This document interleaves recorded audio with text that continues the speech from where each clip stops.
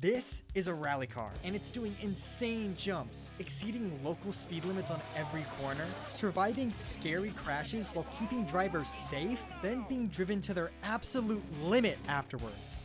Now here's the car it's based off of.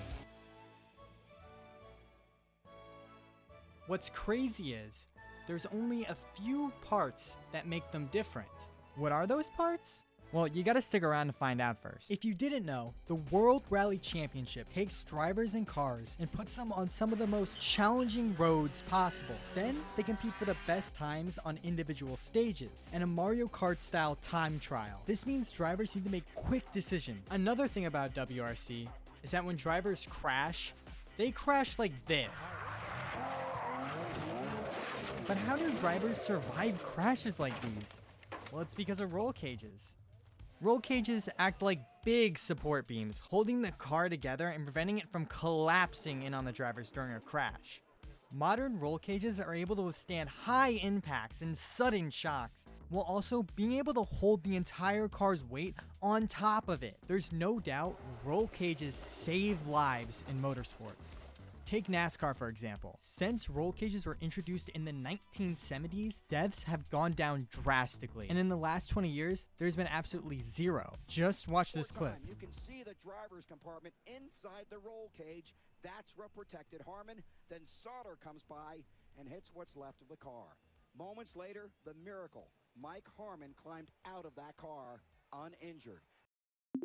Now, if the car just sat still, it wouldn't be useful. I want to talk about engines. In this specific car, mounted on the front, you got a 1.6 liter turbocharged inline 4-cylinder engine. 1.6 liter just means the size of these chambers. That's where fuel is blown up to push the cylinders. Larger chambers mean more fuel, which equals more power. Inline 4 is what we call those chambers when they're lined up straight. Now, what about turbocharged? To make a turbocharged engine, you need this weird looking snail shell thing that's just called a turbocharger. A turbocharger works by sucking in lots of cold air, which is usually denser for the engine. Combustion engines depend on air and fuel mixtures to make different amounts of power. The more fuel you use means the more air you need. Turbochargers use your exhaust to spin a turbine, which pulls in more air. More air? More fuel, more power. Now that's how you get an engine with around 380 horsepower. But can we make even more?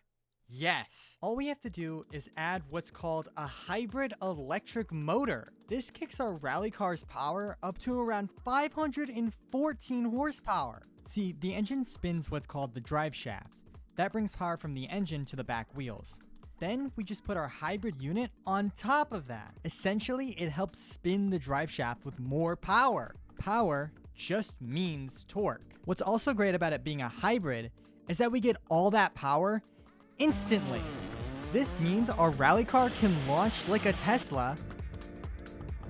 Then in order to save the hybrid's battery power, because it's just that powerful that it needs its own battery, we can switch to our engine.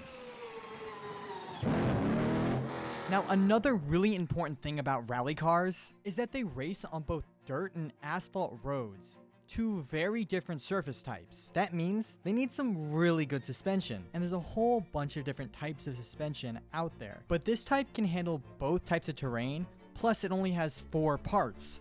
The lower arm is here to keep the wheels aligned, and while it keeps the wheels aligned, the ride we have is still pretty bumpy. So we add a shock absorber, which comes in 2 parts, a spring and a damper. The spring acts like a soft pillow against the bumpy and rocky ground. But now, nothing's stopping us from doing a huge jump and then coming back down and smashing our entire car suspension to pieces. To fix this problem, we add a damper, which slows down how fast our springs can open and close. But there's still one more issue. Body roll. At its best, this just means lifting one of our pair of wheels off the ground. And at the worst, this means entirely flipping our car over. So we add a sway bar. This physically connects both of the wheels together. And it works like this. Turning twists the sway bar in the middle, which causes your inner wheel to lift with the original wheel. This gives the side that's in the air more leverage to pull it downward back onto the ground flat. Without a sway bar, it's like you're pulling a seesaw down from the middle to one side. Instead, I'd rather push down on the edge, where it makes it a lot easier to lift the other side. Now, there's only 2 more items left to go through, but I want to say first, this video took a lot longer than I thought it was going to, and that's because of all the animations I put into the video. So if you want to see more animations like that in another video of mine, make sure to subscribe, because it helps out a lot. Now let's talk about grip and why it's super important in rally. And if you didn't know, grip just comes from the tires. What tires a rally car uses determines whether or not it has grip.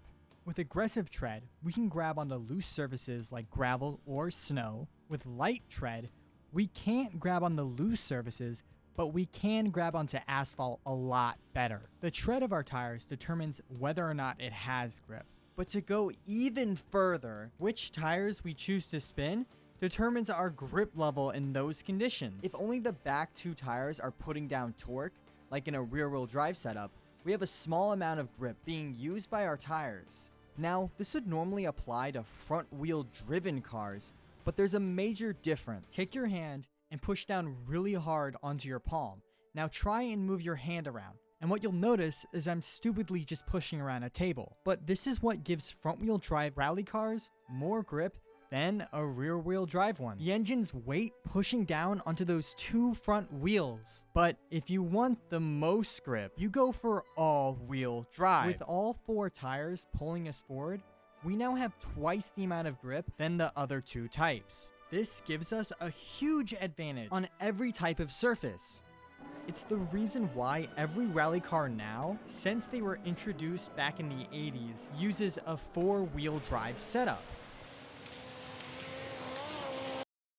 The closest ever finish in Rally Championship history was 0.2 seconds. Only 0.2 seconds was the difference between one man's loss and another driver's amazing victory during the World Rally Championship in 2024. What his victory shows is how important the relationship between a car and its driver are. That's why the insides of rally cars look like one of those fidget cubes you'd find on Amazon. Let's start by going over the steering wheel. Behind the steering wheel is a display for all the types of buttons. The driver can display any piece of information he wants to know about his car. Customization matters in a driver's cockpit. That's why every car in the WRC has a completely different steering wheel. But here's an overview for the Hyundai i20. You get a dial for wipers, a dial for headlights, a flash headlight button, a shift display button so drivers know which gear they're in, a horn button, an alarm button, a button for displaying RPM, a button for launch control, which allows drivers to control how fast their car accelerates. But that's just the driver's side. On what's called the co-driver's side, you usually have some kind of GPS display. There's space for plenty of tools just in case their car gets damaged on the road. And lastly, just a notebook and pencil. If you couldn't guess already, the co-driver's job is to navigate, and they navigate using full cut open, brake 30, very slippy for left. These are called pace notes, and every turn gets its own unique pace note. First, they say the gear the car should be in, then the direction. They'll also use completely unique words like hairpin or tightens. Other words like long or short, which are used constantly, describe how long the turn goes for. Also, comment down below if you watch the entire video. Thanks!